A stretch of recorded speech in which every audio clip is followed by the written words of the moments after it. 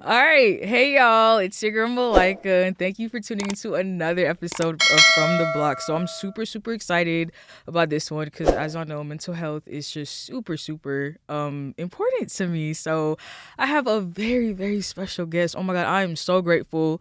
Thank you so much for your time, first of all. Like, I'm super, super appreciative. So, please introduce yourself and please tell everyone what you do.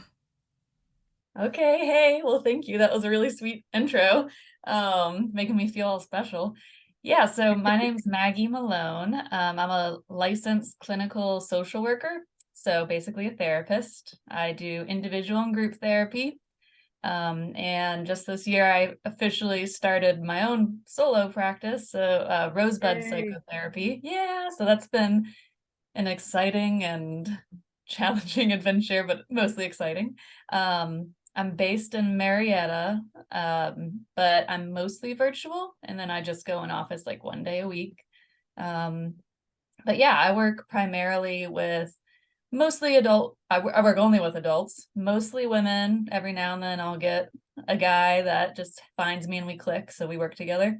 A lot of LGBTQ plus folks, and we work on stuff like anxiety. I know you're gonna bring up self-esteem. Like we definitely bring up. I work a lot with self-esteem kind of issues, learning how to like communicate better, set boundaries, and then I also have a strong history and work in with people with substance use concerns. So it's like issues with, alcohol and other drugs. So, how did you get started in the mental health field? Um, so a lot of therapists, we say we come by it honestly, meaning that like I started as a client. Growing up, I had a lot of like anxiety and depression. So I actually kind of got into therapy, though I didn't really find someone that clicked for a long time. So I had that experience, which was eventually helpful, and I really liked it. And then two, on the flip side, I was just always naturally drawn towards trying to like understand people better. And I was always the listening ear in my friend group and who people would come to talk. And then I took psychology in high school, and it just clicked. And so I knew like, all right, well, I know I want to do something with this, whatever the heck that would be. And then I actually majored in psychology because I didn't know about social work until like my last year of college. But once I learned about social work, I liked it a lot because it focuses on like the person, but also the person and the environment and, systems that we exist in, external factors that are influencing our mental health. And I'm like, yeah, that makes way more sense than just focusing on just the person and their internal world. So yeah, I guess that's that. So, in your personal opinion, so what's the biggest stigma associated with mental health? Oh man, when you say biggest, that's tough because I feel like there's so Yeah, many. yeah. So stigmatized.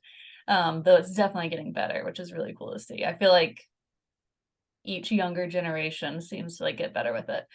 Um, One that really upsets me is when people seem to assume that if someone has some kind of mental health issue, it means, oh, they're like unstable and they might like get violent.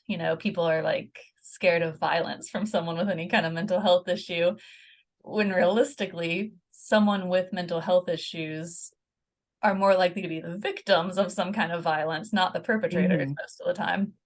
Um, but two, just this general idea that, oh, something must be wrong with you, like if you're going to therapy or something, you must be crazy. It's just it's stigmatizing and othering this experience that is actually really common and something that so many of us go through in our lives, some kind of thing where we could use mental health support. So I'd say that's kind of some of the biggest ones that stand out to me off the top of my head. So you mentioned earlier the type of clients that you work with, people with low self-esteem, people Yeah. who struggle with substance abuse, you have a lot of like women clients. So, where do you think low self-esteem originates from? Right. It's a pretty big question. I don't know if I can do it in a quick soundbite, but honestly, I think it comes from multiple sources. For a lot of us, it probably starts when we're young, like if someone in our life, especially if it's like an important caregiver, or someone that we really look up to, or just society somehow tells us that we're less than, we're not good enough, or we're not good as someone else, like, oh, maybe my client was always being compared to another sibling growing up. Like, why can't you be like them? Or maybe no matter what they did, their parents never said, like, I love you or I'm proud of you. Um, maybe society was putting really unrealistic and unfair expectations on them. And it's just this feeling of never being able to measure up. I think especially, at least in the US, we also kind of learn that our worth and our values tied to like our success, our success, our achievements, our appearance, especially as women, but definitely men get a lot of pressure too.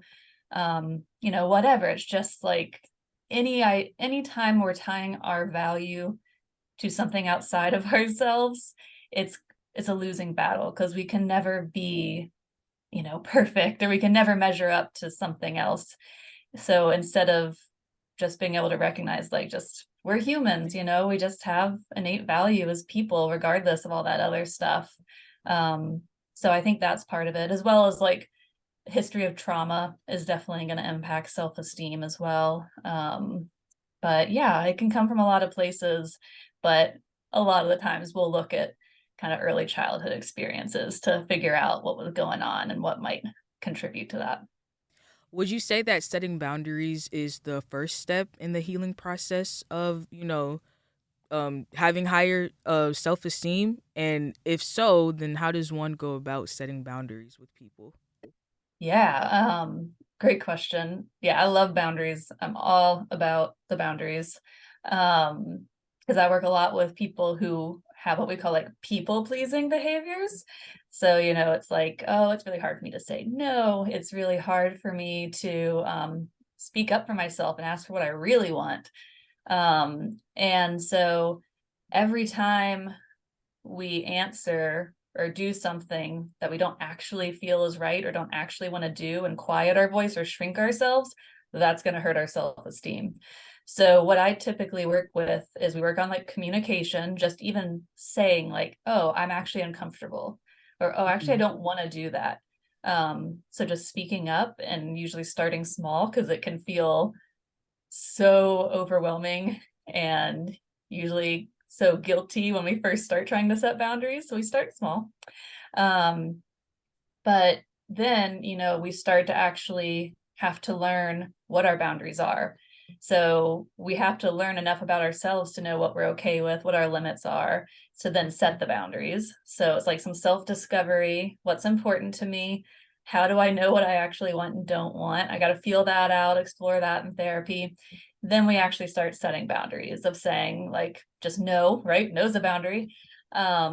Or setting a boundary of, actually, I can't do that for you today. Actually, I can't give you that ride.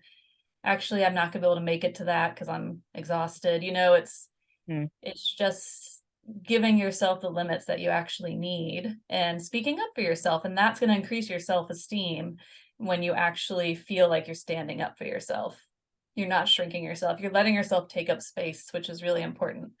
Um, and I think I forgot some of the other part of your question. Could you remind me? Yeah, no, it was pretty much it. It was You just, say- yeah, like Okay. how does one go about basically setting boundaries for, Oh, yeah. yeah. Yeah. And it's going to look So, different based on what the boundary is. Because, too, like we have to set boundaries with ourselves. So, like, my boundary for myself, depending on what my goals and values are, I'm going to have to be like, well, okay, even though like I'm not feeling great, I'm going to set a boundary with myself to at least get out and like walk 3 times a week and get outside. Like, but that's my boundary for myself, something I'm putting on myself because I know it's I important to like me. that. I've never heard that before. Yeah, we got to hold ourselves accountable too and like tell Yeah. ourselves what we need. And then we also have external boundaries. So, yeah, like it might be me saying like, actually, I can't do that. One of the easiest formats I usually teach people is saying like, I feel blank an emotion when blank this happens, whatever the situation is. I Mhm. need blank. And then you ask for whatever you need. So that's kind of real basic format that you can use. I feel blank when blank, I need blank. So that's one really easy way to just kind of help with communicating boundaries. So, what do you think is the because I actually saw this on TikTok. So, what do you think is the difference between being nice and being a people pleaser? Yes. So people pleasing is going to be more when you continually are nice to your own detriment. Like Mm, you are just usually abandoning yourself, honestly. Like mm, I can be nice and I can be respectful, but if I'm constantly throwing myself under the bus, if I'm constantly abandoning my own needs, if I'm not listening to my own intuition and my own voice, if I'm not doing what's actually feels right for me because I'm just doing what other people think, what I think other people think I should do, because that might not even be the case, but we just project that. Um, that I'm constantly just so focused on other people and their perception of me. It's not about mhm, being nice. It's people pleasing is more about the fear of rejection, right? I'm not doing it to be nice usually. Sometimes, I mean, to an extent. Usually they are caring people, but it's also just I'm so scared of being rejected that I have to try to be whoever I think you want me to be and try to be as like appeasing as possible so that I'm not ostracized, so that I'm not pushed away. Because I just want to stay in relationship with somebody, right? Like I just want to stay connected. That's my biggest priority. But I'm going about it in an unhealthy way, usually, in a way that's mhm. actually hurting me and not letting me be my true self. And that's kind of a false sense of connection, right? If we're friends, but like I'm not actually being myself around you, then I'm not going to actually feel seen. I'm not going to feel Mhm. loved for who I am, you know? And so that's going to hurt my self-esteem because I can't just be me and feel love for me. I feel like I have to be somebody else to be loved. And that's really painful. I always tell myself, I tell this to other people too, but really like I have to remind myself if I'm ever around someone and I feel like I have to walk on eggshells, I don't need to be around that person. Yeah. Like if I Mm-hmm. can't be my authentic self, if I always feel like I have to put on this like persona or just like tiptoe around you, yeah, I really don't need to talk to you. Yeah. Yeah, definitely. And it can be useful to be like, what is it about them that's making me feel that way? You know, like, are Exactly. they triggering something in me that I need to work on? Or, are they just not for me? They're just toxic to me. You kind of got to feel it out. But yeah, it's always an Right. opportunity to kind of look inward and reassess the relationship. Yeah. Right. So if you're up to it, just real quickly, I do want to ask you a couple of true or false questions. Of course, these are all, like mental health related. So the first question, is it true that if a person has mommy or daddy issues, then they're more prone to substance abuse problems because they're trying to fill that void that their parents left? I don't know if I can answer that in just a true or false. I think it's hard to make it that simple. Um, Mostly true. Yes. I'll say Okay. mostly true. Can I give context? Yeah, sure. Can I? Okay. Um, it is funny you kind of use that terminology because a lot of clients I work with substance use concerns, a lot of times they will kind of talk about like a void or an emptiness inside. Um, but yes, it's if you have mommy or daddy issues, then that probably means you didn't get your needs met as a child, right? And you might Mm-hmm. not have learned how to self-soothe. You might not have learned how to regulate your emotions. You might not have learned how to feel safe in your family. So that all is going to make you way more susceptible to any mental health issues down the line. But yeah, especially substance use can definitely be part of it. Okay, so this question actually just popped up in my head because on my last episode, we actually just talked about this. So this answer is from a licensed therapist. Is it true that um we tend to go after partners that remind us of our parents? So like men tend to date women who remind them of their moms, and then vice versa, women tend to date men that remind them of their dads. Sometimes. Um, Sometimes, okay. Again, it kind of depends like what was the relationship. Um, I think one thing, so there's something we call oh shoot, I'm not gonna be able to draw up the phrase off the top of my head right now. Um, yes, sometimes we'll try to go after people, especially like you're saying with like the mommy daddy issues. I'm kind of doing quotes, like if let's say my dad and like I felt like I never could get what I needed from him, or I could never like get his approval. He was never proud. I never felt like he was proud of me. Then I may in other relationships recreate that dynamic kind of unconsciously, because a part of me wants that to be repaired. It's like this compulsion almost to try to say like, well, if I can just get this other person who's really like my dad to give me that, then maybe it will be healing and reparative. Again, it's usually not on a conscious level that we're doing that, but it's, yeah, it Mm-hmm. might be like we're trying to see if we can get that because we never did. But of course, it usually doesn't work, because if they are really like that parent that couldn't meet those needs, then they're also not going to be able to meet those needs. So we get stuck in that cycle until we can kind of break out of it. And then sometimes people go after someone like their parent because their parent modeled like a great relationship and partner. And, it's Mm-hmm. like, oh man, yeah, my dad, he's really considerate and attentive and engaged, and he communicates well. I think that's a great thing in a partner. So maybe I'll go after that. So it can depend. And then I also get people who are like, hell no, I'm not going to date anyone like my parents, Right. because like I saw what they did wrong and I'm not doing that. So it's going to Right. vary, and it's going to vary too on like the level of insight you have on that. But all great things to work on in therapy, great therapy content. So this is Yeah. something that, I don't want to say I struggle with. I don't even consider it a struggle, but okay, let me just ask the question first. Is it true that if you don't like asking for help, then that's a trauma response? It could be. Um, I think we use trauma response. I feel like that's become such like a kind of like phrase that's thrown Overused around. social media Yeah, a term. little overused. Just Um, like toxic yeah, exactly. or Or narcissist. yeah, we call people narcissists all the time. It's like, okay, Right. yeah, let's slow down. Actually, look at what that is.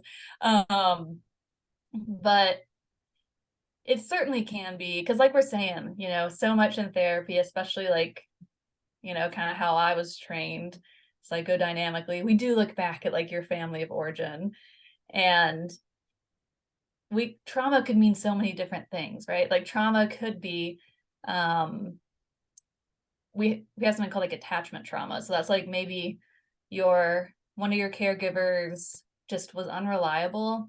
Maybe they couldn't meet your needs emotionally, physically. Um, Maybe they weren't really attuned to you, and like they wouldn't, or maybe they were distant and unavailable. Maybe you even learned that asking for anything just seemed to upset them. Like if they were overwhelmed already, then maybe you're like, oh, I can't really ask for anything because it'll just add to their burden. Um, or if I tried to talk to them about my emotions, maybe they were just like, oh, I'm not up for that, or go talk to your mom, or, I'm just not able to talk to you about this, or shut it down somehow. So whatever it is, it's not that necessarily anyone was trying to be malicious, but it can all be traumatic if we're kind of turned away. So it's usually we're taught somehow, we learned somehow through our relationships at some point that asking for help's not okay for whatever reason.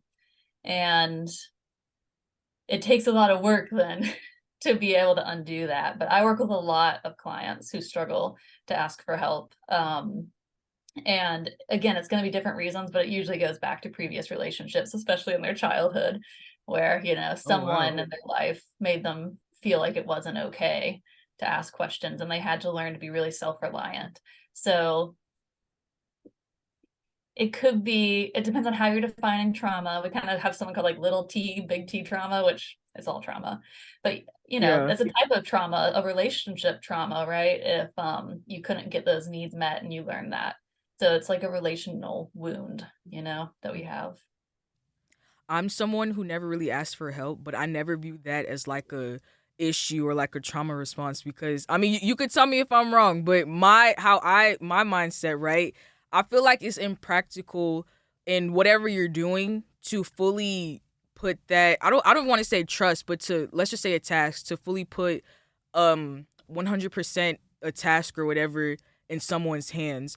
Like, I feel like you need to have, in whatever you're doing, you need to have your hands in it fully, and just no matter which way the boat rocks, just in case if things go left, you need to make sure that you have that security. So that's why I just tend to just, I don't want to say I do everything, but I do a lot, just in case people like to switch up. Well, this isn't a therapy session, so I won't get too much into it with you. So that sounds like it'd be a great conversation. But yeah, I mean, anytime, honestly, the way I come at therapy is like, whatever you're coming to me with, we just look at like the function of whatever that behavior is. And if it's, if it's causing any problems in your life or any distress. So like, if that is working for you and you don't feel overwhelmed by it, you feel really comfortable, your relationships are solid, then maybe it's not something that we have to look at.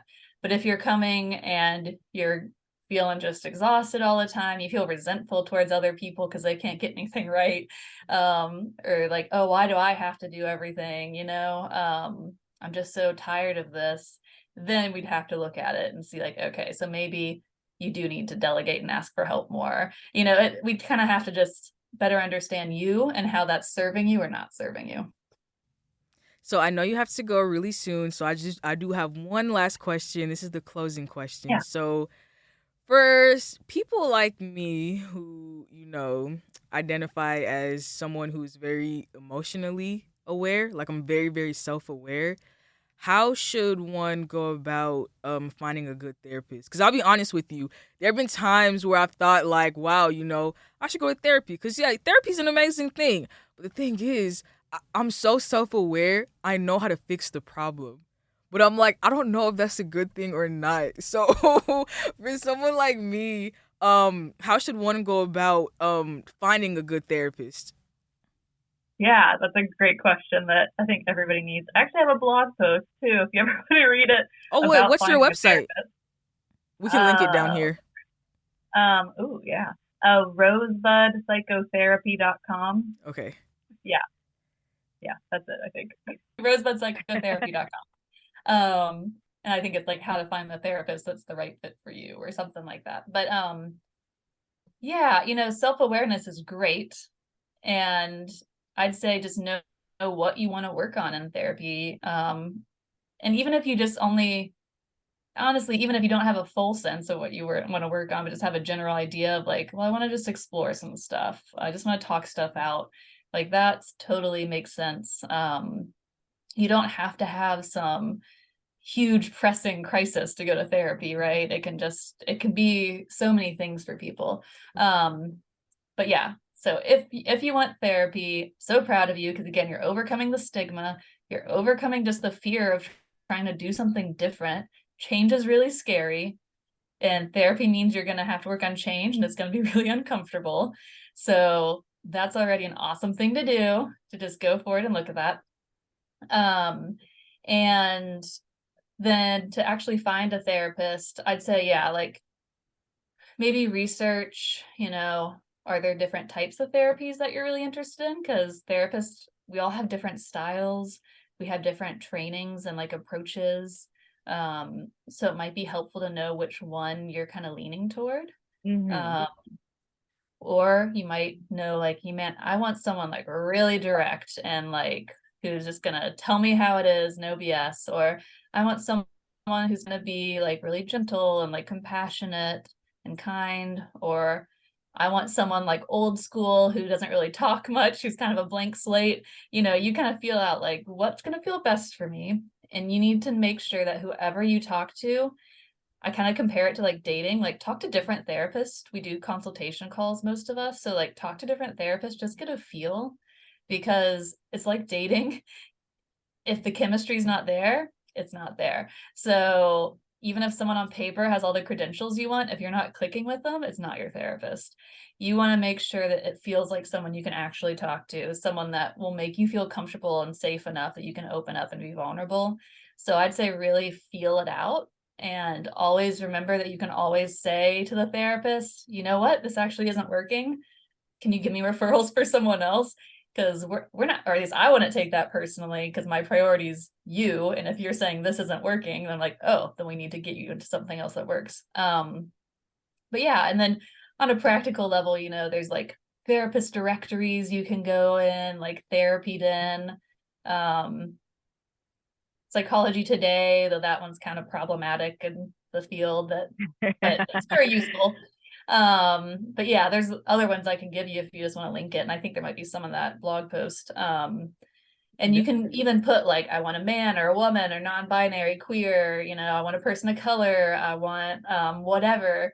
I want someone who takes this insurance. You can really like whittle it down to who you are looking for. So yeah, it can be helpful just to do that too, and just kind of start looking and getting a feel for people. Did that answer? No, yeah, definitely. Okay. So I know you have to go. So I want to first of all thank you so much for your time. Please tell the viewers where if they want to book a consultation with you, if they want to make you, your their official therapist, like what's the process? What do they do? Yeah, definitely. Yeah. So go to that website, rosebudspsychotherapy.com. And there's a contact form. I'm pretty full for individuals right now, but I really want to get some groups going. So if anyone's open to group therapy, definitely come see me. We'll work on things like building self-compassion, setting boundaries, communication. That's the kind of stuff that we'd work on. And you can also just follow me along on Instagram.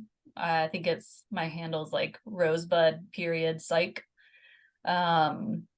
And two, or you can just reach out to me. My email's mmalone@rosebudspsychotherapy.com.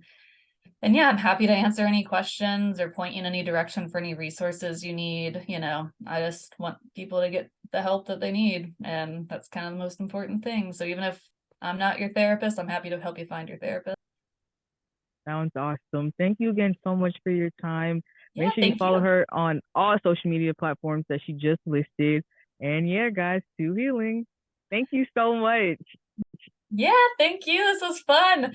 I feel I'm like we so still had so glad. much more we could talk about. No, definitely. Like this could have went on for like 3 hours, honestly. Oh, hell, yes, definitely. Yeah, Yeah. for Yeah. sure. But hey, we got to have you back. Like you have no choice. You have to come back. Okay, I'll love to. I'll love to. All right. Well, I hope you take Definitely. care and yeah, maybe check out some therapists. No, absolutely. Absolutely. Yeah. Thank you so Yeah. much. Take care. All right. Thank you. You too. Bye. Bye.